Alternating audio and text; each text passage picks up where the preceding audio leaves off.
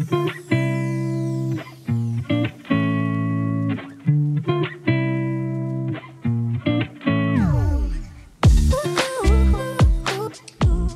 scorpions, bonjour, j'espère que vous allez bien, j'espère que vous êtes bien en forme. Bienvenue sur ma chaîne à tous.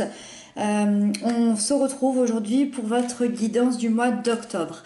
Avant de commencer cette guidance, une petite information, j'ai fait 2 petites modifications sur mon tirage. Donc ça va être surtout pour les gens qui ont l'habitude de me regarder, de m'écouter. J'espère que ça vous plaira, j'espère que ça vous perturbera pas tellement. Voilà, j'avais très envie de modifier ces 2 petites choses. Donc la première, ça va se trouver au niveau sentimental. À partir d'aujourd'hui, il y aura 2 cartes. Une carte pour l'énergie des couples et une carte pour l'énergie des célibataires. Ça me semblait beaucoup plus juste. Et deuxième modification, pour ceux qui savaient, ici, je mettais une carte pour la fin du mois. Ça me semblait plus juste dans mon tirage et dans mon interprétation. Je trouvais que ça faisait beaucoup d'informations. D'attendre encore cette énergie de la fin du mois, ça nous met dans l'attente. La carte conseil m'est venue vraiment tellement naturellement que pour moi c'était ça. Le conseil du mois, le conseil de vos guides, de vos anges, de l'univers, du tarot, pour vous aider au mieux à avancer. Voilà pour la modif. Ensuite, la playlist, n'hésitez pas à aller voir la playlist des guidances sentimentales pour chaque signe et pour les couples et les célibataires. Et puis, comme d'habitude, n'hésitez pas à consulter votre signe ascendant et lunaire, ça vous donnera un complément d'information.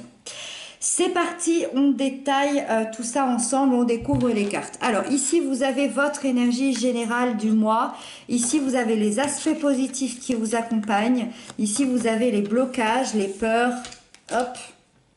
Ici, vous avez l'événement important de votre mois, les couples et les célibataires, la sphère professionnelle et on termine donc avec le conseil. Ok, on a pas mal d'arcanes majeures. 1, 2, 3, 4... 4 arcanes majeures. Ok, c'est quand même assez important, ça devrait être un mois assez puissant. Allez, c'est parti, votre énergie générale est à la 8 d'épée. Votre énergie générale, c'est cette sensation d'être coincé et emprisonné. Mentalement, vous êtes complètement paralysé par des peurs, par des pensées négatives, par des pensées limitantes. Alors, est-ce que c'est vous qui vous créez ça? Est-ce que c'est quelqu'un qui vous fait penser que vous êtes comme ça? En tout cas, ça vient de votre mental, de vos pensées. C'est un espèce d'auto-sabotage parce que vous ne voyez pas qui est réellement, vous ne voyez pas la situation comme elle est réellement, qui vous êtes réellement. Vous voyez, c'est très très bien illustré ici. On voit une jeune femme, hein, de tout ce qu'il y a de plus normal entre guillemets, et cette jeune femme dans le miroir, elle se voit complètement emprisonnée par des corbeaux avec des lacets, avec des fils tout autour, avec un bandeau sur les yeux. Ça prouve à quel point elle ne se voit pas telle qu'elle est. Et c'est ça finalement, c'est que ici, je ressens que vous vous dénigrez et que vous vous auto-sabotez dans la vie. Peut-être en vous disant que vous n'êtes pas capable, que vous n'êtes pas belle, que vous n'êtes pas beau, que vous n'y arriverez jamais, que personne vous aimera. Que voilà, c'est cet auto-sabotage ici. Et ça a l'air d'être assez important sur votre mois parce qu'on va en reparler tout à l'heure. Avec ça, le positif et un sacré positif, vous avez le monde. C'est la plus belle lame du tarot et c'est dans vos atouts, c'est dans votre aspect positif et c'est là où je comprends pas trop, mais on va continuer. Vos aspects positifs, le monde c'est le symbole de l'épanouissement et de la réussite totale. Ça veut dire que vous vivez un véritable accomplissement personnel, il y a un cycle de vie qui a été réalisé et c'est enfin la consécration de tous vos efforts. Vous allez être dans une énergie de plénitude, vous allez vivre une grande ouverture au monde, une grande ouverture aux autres, vous allez comprendre ce qui vous entoure, comprendre votre destinée et réaliser certains de vos désirs, certains de vos souhaits, certains de vos rêves. Le monde vous annonce quand même une période période de récompense, de réussite, de bonheur plutôt stable et plutôt durable. Donc pourquoi vous êtes dans cet état-là? On va parler de cette carte ici parce qu'elle me semble importante. Dans l'aspect négatif, vous avez le diable. Dans vos blocages, vous avez le diable. En même temps que vous vivez cette réussite et cet épanouissement, vous vivez une destruction. Le diable, il peut se trouver à l'intérieur de nous. Donc c'est ce que je disais tout à l'heure. Hein, c'est vos propres pensées.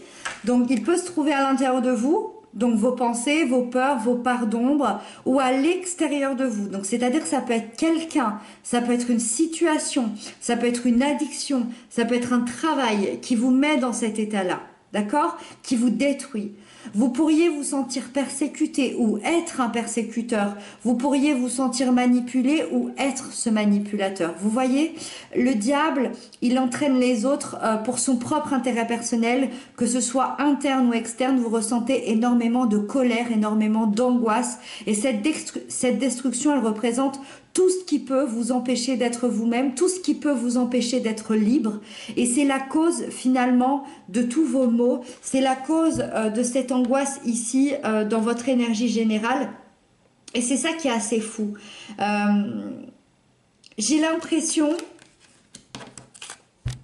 parce que là on parle encore de réussite, on va aller voir. Moi j'ai l'impression qu'il y a une réussite qui vous angoisse. J'ai l'impression qu'il y a une réussite qui vous angoisse, comme si vous ne le méritiez pas, comme si, un peu le syndrome de l'imposteur, comme si vous ne le... oui, je réussis, mais je préfère même pas le voir en fait, parce que je ne le mérite pas. Je pense que je ne le mérite pas, je crois ne pas le mériter. C'est assez destructeur. L'événement important de votre mois, c'est la 9 de Pentacle, une récolte d'abondance. On fait que parler de réussite, d'abondance, de joie, de bonheur, d'accomplissement. Vous parvenez au sommet de ce que vous voulez réaliser depuis un certain temps. On imagine le long travail derrière ce résultat, peut-être même le travail d'une vie. Il y a une certaine maturité spirituelle, des richesses intérieures, peut-être une réussite sociale, peut-être votre autonomie. En tout cas, on vous invite à prendre un temps de qualité, à prendre soin de vous et profiter de ce moment que la vie vous réserve, de cet événement que la vie vous réserve, cette récolte d'abondance. C'est fou. C'est fou parce que je serais assez curieuse de voir comment vous ressentez ce tirage, parce que c'est comme si dans le concret, tout était hyper chouette, mais c'est comme si à l'intérieur, vous ne le voyez pas. Vous ne voyez pas à quel point vous avez des richesses dans la vie. Vous ne voyez pas à quel point vous avez de la réussite, à quel point vous avez des gens qui vous aiment, à quel point vous avez votre place ici dans le monde. Et c'est comme si... pour moi, c'est vraiment... C'est soit il y a quelqu'un ou une situation qui tente de vous détruire tout ça, soit c'est vous-même. Il y a une espèce d'auto-sabotage intérieur dans vos pensées et vous vous auto-flagellez vous-même. Avec ça, pour les couples ou les personnes qui ont quelqu'un dans leur vie, dans leur tête, vous avez le 2 de bâton. Ici, on est vraiment à la croisée des chemins face à un choix. Alors, ça peut être un choix de vie en couple. Par exemple, un couple qui déciderait de déménager, un couple qui déciderait d'officialiser, un couple qui déciderait d'avoir un enfant ou pas. Et on est vraiment face à ce choix-là et on sait pas tellement encore quel choix on va faire, et où ça peut être un choix que vous faites seul. Si vous faites ce choix seul par rapport à votre couple, on est vraiment dans le est-ce que je dois partir ou rester, est-ce que je dois modifier ou est-ce que je dois continuer comme ça, est-ce que je déménage à l'autre bout de la planète quitte à perdre la personne que j'aime, ou est-ce que je reste là mais je risque d'être malheureuse. Il y a une espèce d'un côté il y a une position confortable mais qui vous ennuie, et de l'autre il y a une position nouvelle mais qui vous questionne, et vous êtes là à la croisée des chemins à vous demander ce que vous allez bien pouvoir choisir. eh bien, on vous dit d'écouter votre intuition, mais surtout d'écouter votre instinct, d'écouter votre cœur et de choisir finalement l'appel du cœur. Voilà. Là, on n'est pas dans l'appel de la raison, on est dans l'appel du cœur. Avec ça, pour les célibataires, on est vraiment dans une autre énergie, celle de la 10 d'épée. Là, il y a quelque chose de difficile.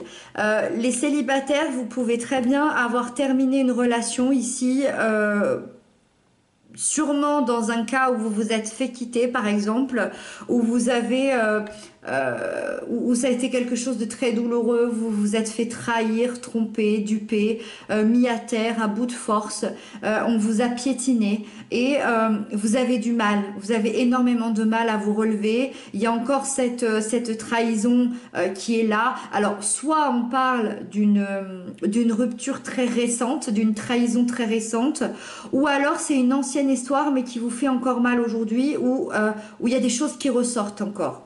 Malgré tout, c'est la numéro 10, c'est-à-dire la fin d'un cycle. Donc, il y a quand même malgré tout un jour nouveau qui arrive. Je ne pense pas que c'est sur ce mois d'octobre que vous allez le sentir arriver, ce nouveau jour, mais sûrement sur le mois de novembre. Les choses vont se décanter. Avec ça, dans la sphère professionnelle, vous avez le jugement.